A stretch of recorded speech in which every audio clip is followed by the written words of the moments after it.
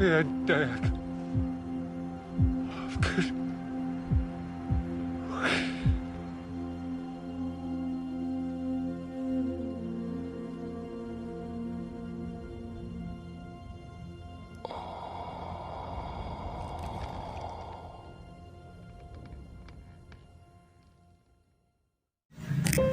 Salam cinta Tuhan, sayangi keluarga dan jaga kesehatan.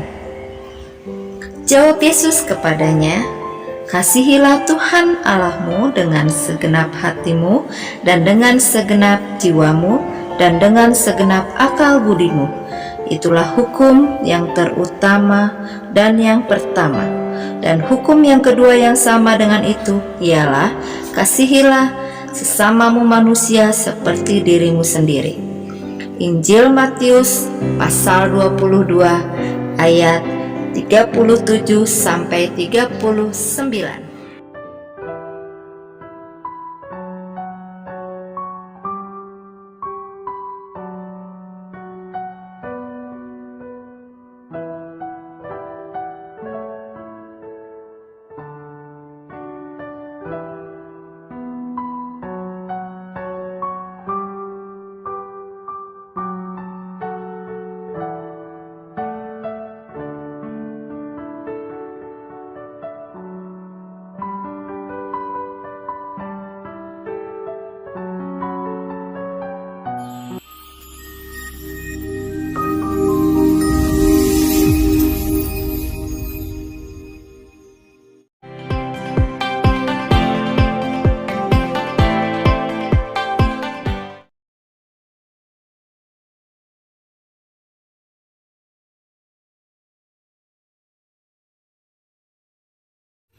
Shalom saudara-saudara yang dikasihi oleh Tuhan Yesus Kristus.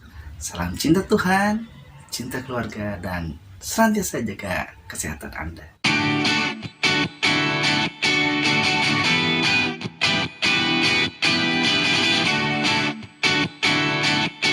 Saudara, terima kasih bagi Anda yang sudah mendukung kami, mendukung pelayanan kami melalui doa-doa dari Anda semua, dan juga melalui subscribe dan share channel ini demi kemuliaan nama Tuhan.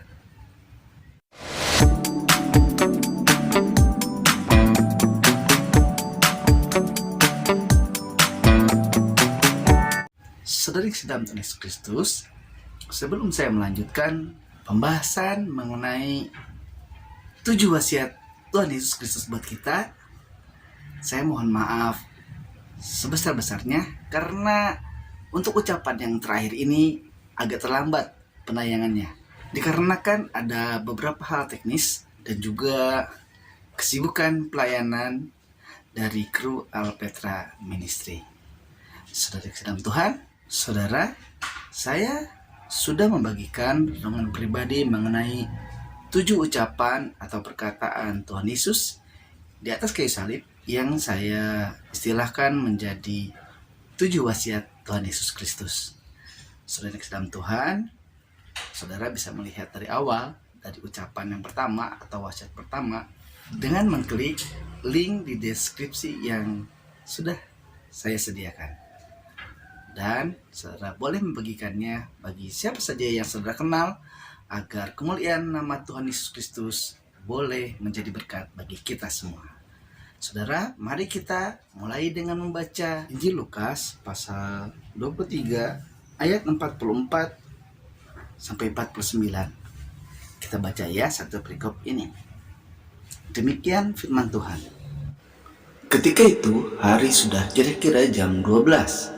Lalu kegelapan meliputi seluruh daerah itu sampai jam 3, sebab matahari tidak bersinar dan tabir bait suci terbelah 2. Lalu Yesus berseru dengan suara nyaring, "Ya Bapa, ke dalam tangan-Mu kuserahkan nyawaku." Dan sesudah berkata demikian, Ia menyerahkan nyawanya. Ketika kepala pasukan melihat apa yang terjadi, ia memuliakan Allah. Katanya, "Sungguh orang ini adalah orang benar." Dan sesudah seluruh orang banyak yang datang berkerumun di situ untuk tontonan itu, melihat apa yang terjadi itu, pulanglah mereka sambil memukul-mukul diri. Semua orang yang mengenal Yesus dari dekat, termasuk perempuan-perempuan yang mengikuti dia dari Galilea, berdiri jauh-jauh dan melihat semuanya itu. Sungguh luar biasa firman Tuhan bagi kita kali ini. Bagi Anda yang mungkin baru pertama kali menonton tayangan ini, saya akan mengulas sedikit dari wasiat yang pertama yang ada dalam Lukas 23 ayat 34. Wasiat yang pertama itu, Bapa ampunilah mereka, sebab mereka tidak tahu apa yang mereka perbuat. Wasiat pertama ini sering dikenal dengan ucapan pengampunan dari Tuhan Yesus Kristus. Yesus mengajarkan bagi setiap pengikutnya untuk mau mengampuni, seperti Allah mengampuni dosa manusia. Wasiat yang kedua terdapat pada ayat 43 di Injil Lukas pasal 23. Wasiat kedua ini adalah janji keselamatan yang pasti dari Tuhan Yesus. Ucapan yang dikatakannya kepada salah seorang yang disalib bersamanya, dan Tuhan Yesus berkata pada salah satu seorang dari mereka yang dengan rendah hati dan kesadaran diri bertobat sungguh-sungguh dan percaya kepada Tuhan Yesus Kristus.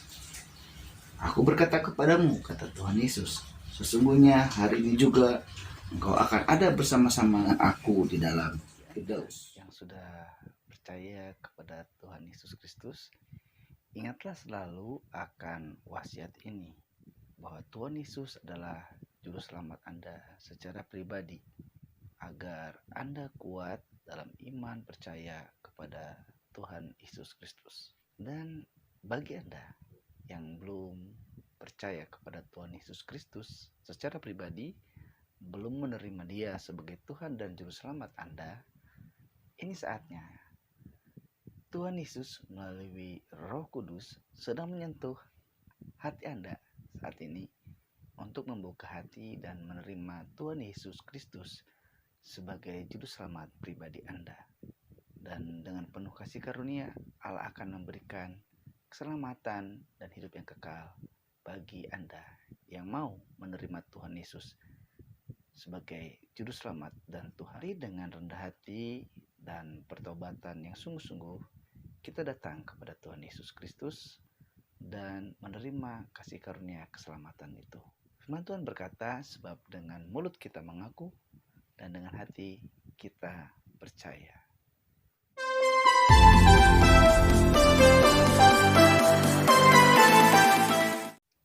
Ibu, inilah anakmu dan inilah ibumu.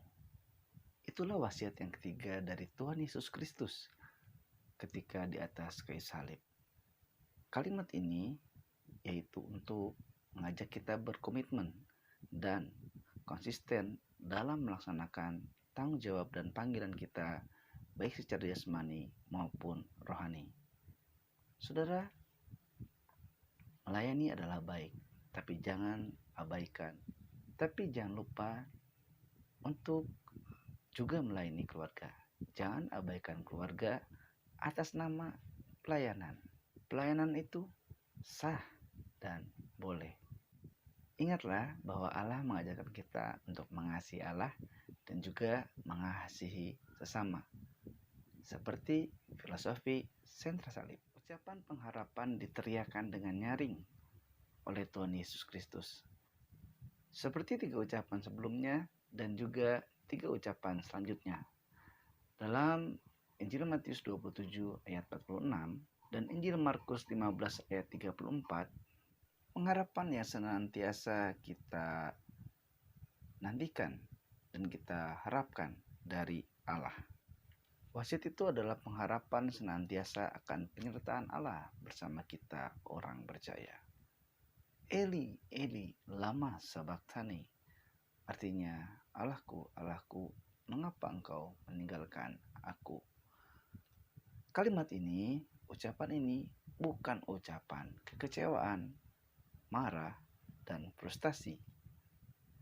Tetapi ini juga yang dituliskan oleh Rasul Paulus dalam Roma 8 ayat 28. di mana Tuhan turut bekerja dalam setiap hal yang kita lakukan, setiap saat, setiap waktu, untuk tujuan yang baik yang dari Allah. Lalu sebagai ucapan yang menggambarkan penderitaan jasmaninya, diwasiatkan oleh Tuhan Yesus dengan kata "Aku haus", yang tertulis dalam Injil Yohanes 19 ayat 28.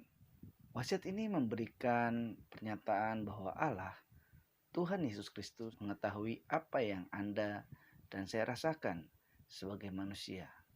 Ada suka, duka, tangis, dan tawa.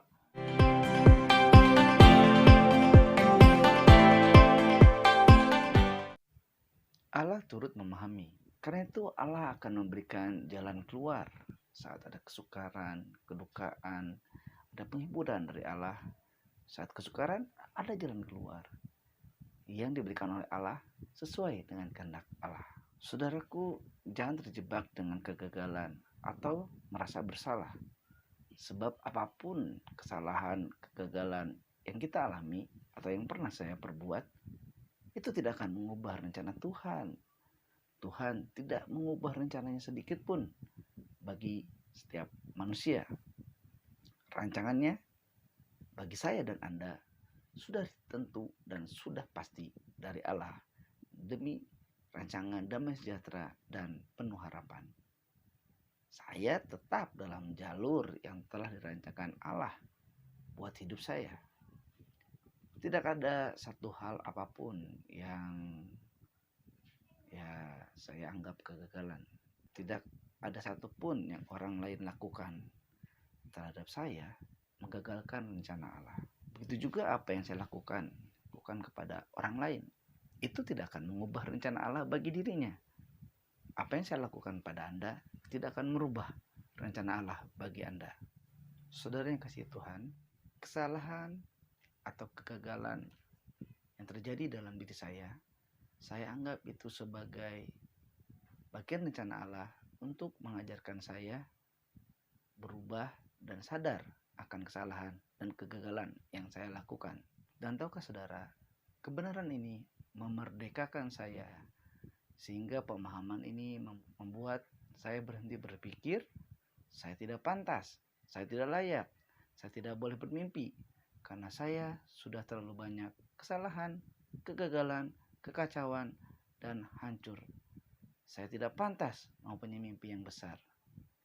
Inilah kebohongan besar yang datang dari diri kita dan diambil oleh iblis untuk menghalangi kasih karunia dari Allah. Saya dan Anda sangat pantas untuk melayani Tuhan Yesus. Saya dan Anda sangat layak di hadapan Tuhan Yesus, karena kita adalah manusia ciptaan yang diciptakan segambar dengan rupa Allah, dan apalagi sudah mengalami penebusan di dalam Yesus Kristus.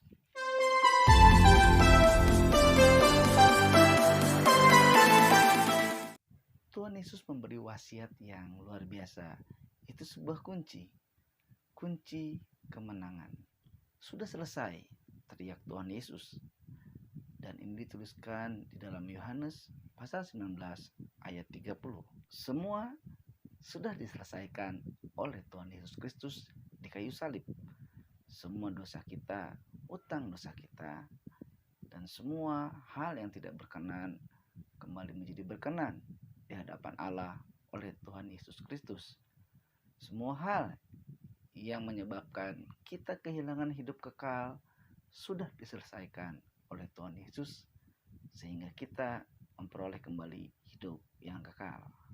Nah, saudara yang dalam Tuhan, kini kita tiba saatnya pada wasiat yang terakhir, yaitu yang ketujuh dari Tuhan Yesus di atas kayu salib.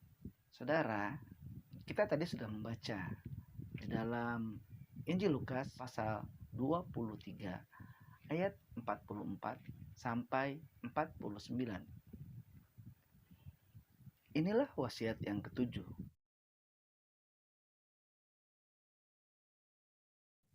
Kalau tadi saya katakan semua sudah selesai, maka di wasiat yang ketujuh ini, kalau kita membaca tadi, dituliskan tabir suci terbelah dua. Artinya antara Roh Kudus dan Maha Kudus terbuka bagi kita semua. Dan itu dibuka oleh Tuhan Yesus Kristus. Bagi saya, tabir itu merupakan sekat antara Allah dengan manusia. Allah yang kudus dengan manusia yang sama sekali tidak memiliki kekudusan. Sekat itu adalah dosa, dan dosa itu sudah dibelah dua oleh Tuhan Yesus, dihancurkan Tuhan Yesus melalui darahnya di kayu salib sebagai pengorbanan yang kudus, sehingga manusia yang berdosa kembali berkenan boleh ke hadapan Allah di dalam surga oleh Tuhan Yesus. Penyerahan penuh kepada Allah melalui ucapan, "Ya Bapa, ke dalam tanganmu kuserahkan nyawaku." Saudara, kembali saya ingatkan untuk saudara melihat penjelasan mengenai Tuhan Yesus 100% manusia dan Tuhan Yesus 100% juga Allah. Silakan saudara klik link yang sudah disediakan di deskripsi. Saudara, ketika Tuhan Yesus mengatakan kuserahkan nyawaku, maka rohnya terpisah dari raganya. Sebab itulah tanda kematian. Roh kita terpisah dari tubuh kita. Karena Tuhan Yesus juga adalah manusia, maka rohnya yang mendiami tubuh jasmaninya terpisah antara roh dan tubuh. Kalau kita membaca dalam Injil Yohanes 19 ayat 31 sampai 37, dicatat bahwa untuk meyakini Yesus mati, lambungnya ditikam. Pada saat itu, saat penyaliban terjadi, biasa dilakukan oleh prajurit Romawi adalah mematahkan tulang untuk menandakan bahwa orang itu sudah mati. Tetapi sesuai dengan nubuatan kitab suci, maka ketika itu salah seorang prajurit menikam Yesus, menikam lambung Yesus, dan keluarlah air dan darah yang menandakan dia sudah tidak bernyawa. Ucapan penyerahan ini bagi saya menguatkan untuk berserah penuh kepada Tuhan Yesus. Sekalipun banyak hal yang membuat kita menjadi marah, menjadi kecewa, frustasi karena lingkungan di sekitar kita, tetapi saya menetapkan hati untuk terus berserah kepada Tuhan, mencoba untuk tidak mendengar kanan kiri, tutup telinga, saya dengarkan apa yang Tuhan mau. Saya berserah penuh kepada Tuhan Yesus.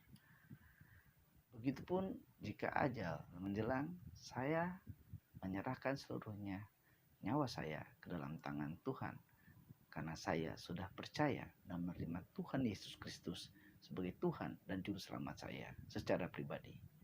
Allah yang berkuasa atas nyawa manusia, dan juga Allah yang berkuasa atas seluruh makhluk di dunia ini.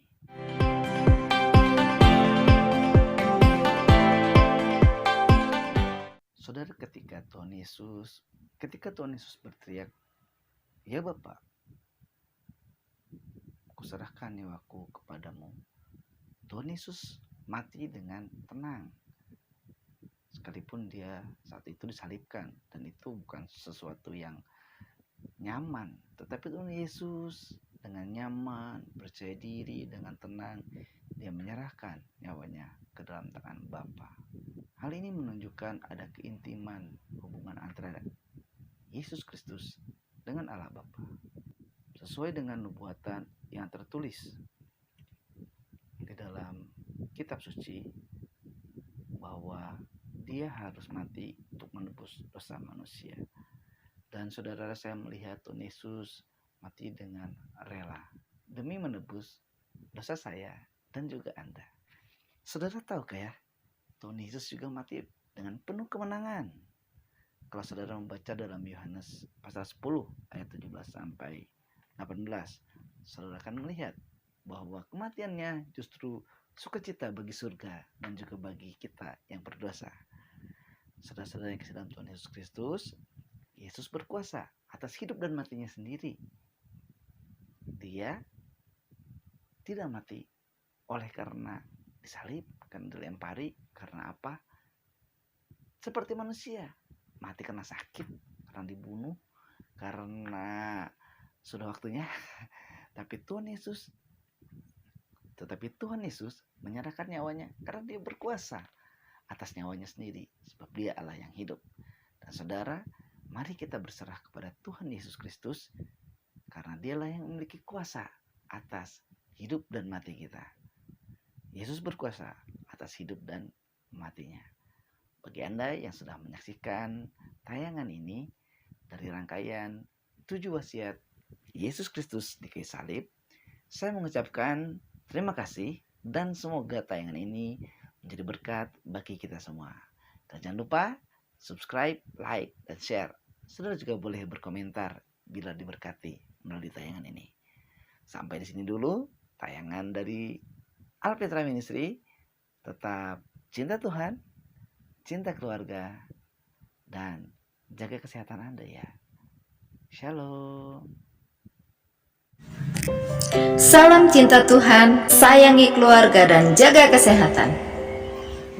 Jawab Yesus kepadanya, kasihilah Tuhan Allahmu dengan segenap hatimu dan dengan segenap jiwamu dan dengan segenap akal budimu. Itulah hukum yang terutama dan yang pertama. Dan hukum yang kedua yang sama dengan itu ialah kasihilah sesamamu manusia seperti dirimu sendiri. Injil Matius pasal 22 ayat 37 sampai 39.